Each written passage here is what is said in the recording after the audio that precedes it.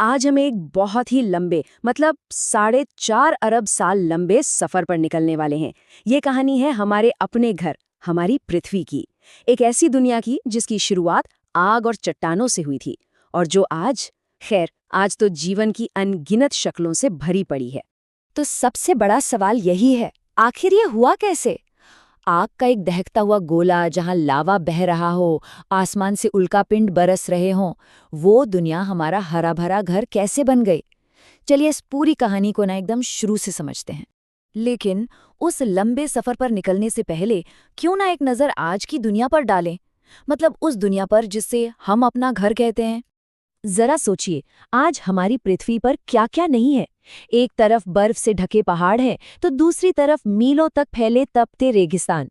कहीं इतने घने जंगल कि सूरज की रोशनी भी जमीन तक न पहुंचे, तो कहीं गहरे विशाल महासागर। और यही विविधता हमारी दुनिया को पूरे ब्रह्मांड में, कम से कम जहां तक हम जानते हैं, सबसे खास ग्रह बनाती है। एक ऐसा ग्रह जहां जीवन है। तो अपनी इस दुनिया को समझने के लिए ना हमें टाइम में बहुत बहुत पीछे जाना होगा, उस वक्त जब कुछ भी नहीं था और फिर सब कुछ शुरू हुआ। कहानी शुरू होती है एक बिंदु से। आज से लगभग 13.8 अरब साल पहले एक जबरदस्त धमाका हुआ जिसे हम बिग बैंग कहते हैं। उसी से हमारा ब्रह्मांड बना। फिर अरबों साल गुजर गए और फिर इसी ब्रह्मांड के एक शांत कोने में हमारे सूरज का जन्म हुआ और उसी के चारों ओर मंडराती धूल और गैस से हमारे अपने ग्रह पृथ्वी ने आकार लिया। अच्छा, तो सवाल यह है कि एक ग्रह बनता कैसे है? देखिए, कल्पना कीजिए कि नए नए बने सूरज के चारों ओर गैस और धूल का एक बहुत बड़ा बादल घूम रहा है। अब आती है ग्रेविटी, मतलब गुरुत्वाकर्षण, एक ऐसी ताकत जो सब कुछ अपनी ओर खींचती है, बिल्कुल एक चुंबक की तरह। तो इसी ग्रेविटी ने धूल और गैस के इन कणों को खींचकर एक साथ जोड़ा और एक बड़ा पिघला हुआ आग का गोला बना दिया। धीरे धीरे वक्त के साथ इसके ऊपर की सतह ठंडी हुई और एक चट्टानी पपड़ी जैसी बन गई। बस ऐसे ही एक नए ग्रह का जन्म होता है।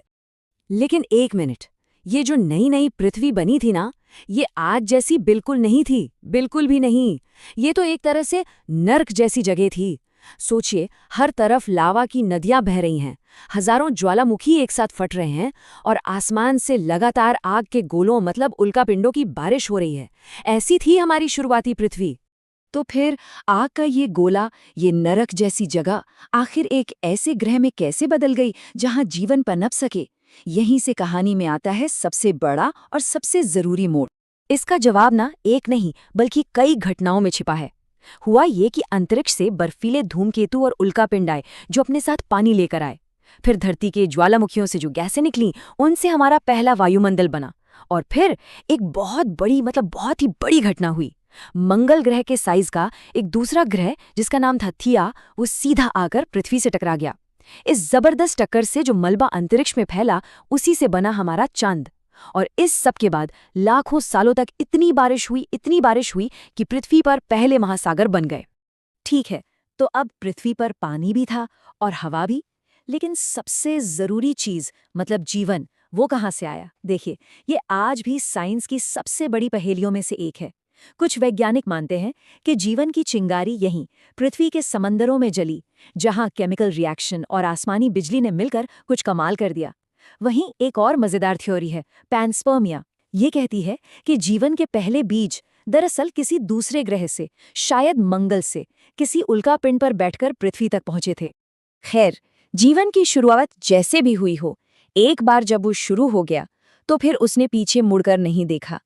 इसने धीरे धीरे पूरे ग्रह को अपनी चपेट में ले लिया और इसी से हुआ उदय पृथ्वी के अब तक के सबसे मशहूर शासकों का। शुरुआत तो बहुत छोटी थी, एक सेल वाले मामूली जीवों से, लेकिन फिर एवोल्यूशन यानी विकास की प्रक्रिया ने अपना जादू दिखाया।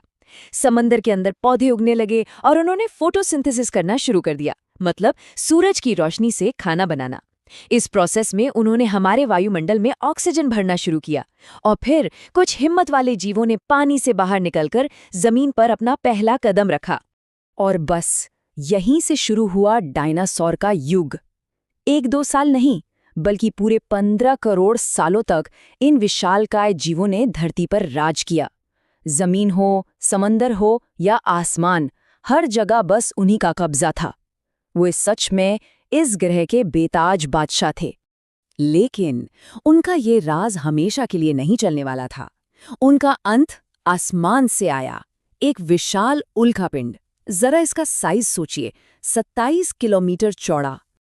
और ये कोई धीमी चीज नहीं थी, ये 22,000 मील प्रति घंटे की तूफानी रफ्तार से सीधा पृथ्वी की तरफ आ रहा था। और जब ये आज के मेक्सिको के पास समंदर में गिरा तो कयामत आ गई। टक्कर इतनी जबरदस्त थी कि उससे राक्षसी सुनामी उठी, पूरी दुनिया में आग के तूफान आ गए और धूल का इतना बड़ा बादल आसमान में उठा कि उसने सूरज को महीनों के लिए छिपा दिया।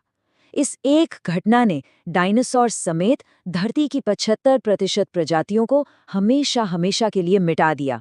डायनासोर का अंत एक नई दुनिया की शुरुआत थी। उनके जाने से जो जगह खाली हुई, उसे भरने की बारी थी उन छोटे छोटे जीवों की जो इस महाप्रलय में किसी तरह बच गए थे।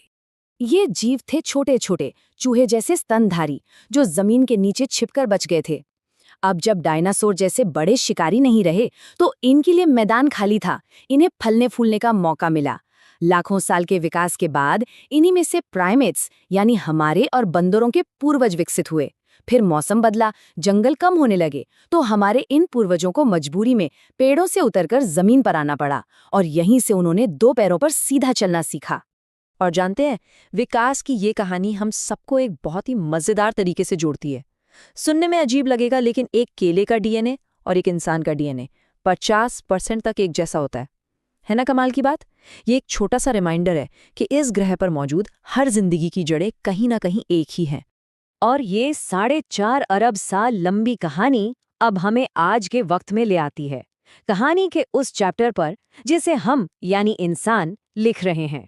सोचिए, इस ग्रह की इतनी लंबी कहानी में इंसान का वजूद तो बस पलक झपकने जितना है, लेकिन इतने से वक्त में ही हमने इस धरती को इतना बदल दिया है जितना किसी और प्रजाति ने कभी नहीं किया।